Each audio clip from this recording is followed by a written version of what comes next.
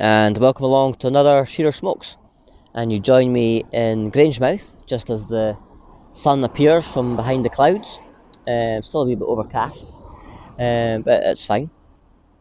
I'm just off a main road, so there is a bit of traffic going back and forth, so I'm hoping my mic is doing its job and you're able to pick up on what I'm saying.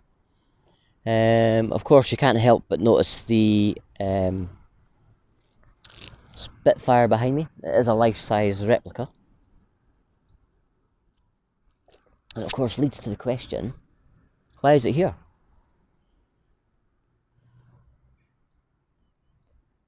Well, in 1939, this area was actually part of the Central Scotland airfield, which was used as a civilian air navigation school, with plans to use it as a possible commercial airfield.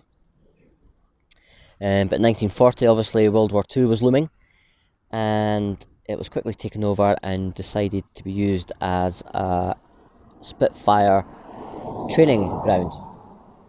And young pilots from all over the UK, the far reaches of the Commonwealth, Poland, Czechoslovakia, came to Grangemouth to train on how to fly these Spitfires. Sadly, during those training sessions, 80 airmen, air personnel, crewmen lost their lives, which is why this Spitfire is here, as this whole area is now part of a memorial, which you'd have seen at the top of the video. There's still quite strong links with the Air Force. Grangemouth has its own air cadets, and they have regular visits over to Poland and vice versa, which is good to know that that bond is still there. After the war, the airfield was used as a gliding school before closing down for good in about 1955-56. And since then, this area has become quite industrialised.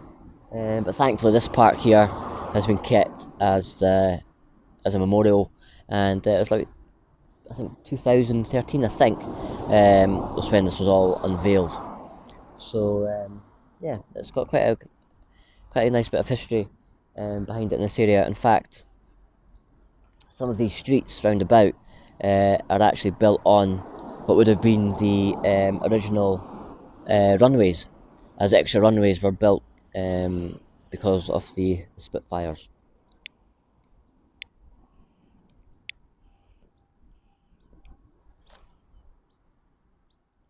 The Spitfire itself is the Supermarine Mark 1, and I believe 500 were originally ordered for use in the training, and for use obviously in the air. So yeah, so that's a bit of history about the place where I am today. And the reason I'm here, well, I thought it was a perfect spot to have my first bowl of the SG Squadron Leader. The reason I went for the Squadron Leader was really because a friend of mine from the Ashholes Cigar Club, he had put a post up on his Instagram having a bowl of the Squadron Leader, and of course the tin immediately caught my eye, and I thought, I'm going to have to do a bit of research. So I did a wee bit of research, kind of liked what I read, and yeah, a couple of days ago, tin arrived. And I thought, well, this would be the perfect spot to enjoy the first bowl. And as for what I'm smoking it in, I went for the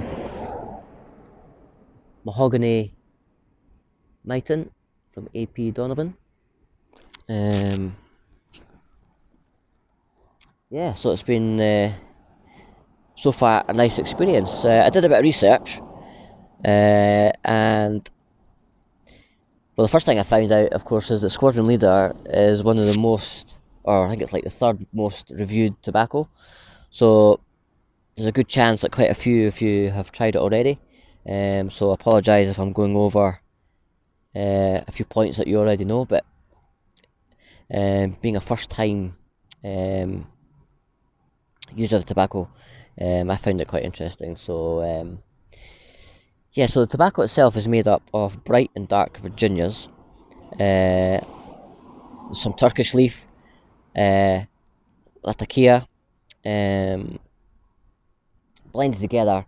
It's been described as quite a medium smoke, and so far I would agree with that. The Turkish and the Latakia obviously gives it that kind of oriental kind of spiciness, and that comes through quite nicely. Interestingly, on opening the tin, I had read to expect a kind of soapy aroma, which kind of sparked my interest. When I did open the tin, what I first picked up on was it reminded me slightly of the bothy flake, as in with that kind of campfire kind of smell that came through to me first. Then there was that kind of floral, and I agree with that kind of soapy description as well. That came through just behind the smokiness. It's a ribbon cut, obviously. Some really nice colours.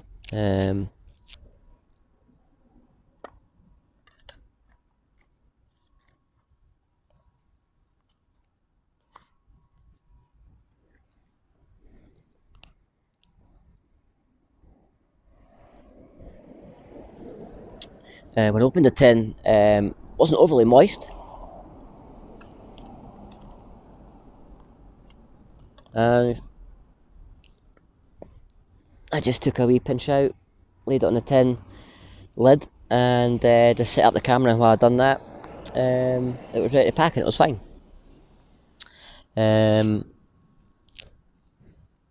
So yeah, as a first time, it's I'm quite enjoying it. It's obviously different to the more aromatic ones I've had in the past. The bothy flake, of course, slightly different, but it did have that casing of the whiskey on top. Obviously, this has no flavouring, so it's just the pure tobaccos that are coming through, but not overly strong, which is really nice. So yeah, it's been a good purchase, I think, and it's one I will happily be going back to. I did read in one review, a guy that had it and then left it for a while, came back to it, and he thought it actually improved again. So that's going to be interesting to see if that's the same from my experience. So yeah, so just a short little video today before I start getting organised for work later tonight. Hope it's been of some interest. I do need to do one quick mention as a thank you again to 13 Pipes, who very kindly commented on my Broch video. It sparked a bit of interest in the bothy flake, which he said he had a couple of tins in his cellar but hadn't tried, and was looking forward to opening a tin, and I'm hoping to do a little video on that. 13 Pipes, if you've not already subscribed, a great knowledge of tobaccos, and has a lot of interesting things to say, not just about tobaccos. He was actually one of the first pipe videos that I subscribed to, just because I liked what he was saying and how he put it across, and I would love to be able to smoke a pipe as effortlessly as he seems to be able to. It really is quite a thing. So yeah, so if you're not already checking it out, I would definitely recommend 13 Pipes. Yeah, so I'm just going to enjoy the rest of this. I'm quite lucky, there's a nice little snack van across the road. There's a nice tea. So I'm going to just hang here for a little while longer before I head off. And until I see you in the next video, make enjoy the rest of the week, and as always, my name's Shearer. Enjoy your smokes.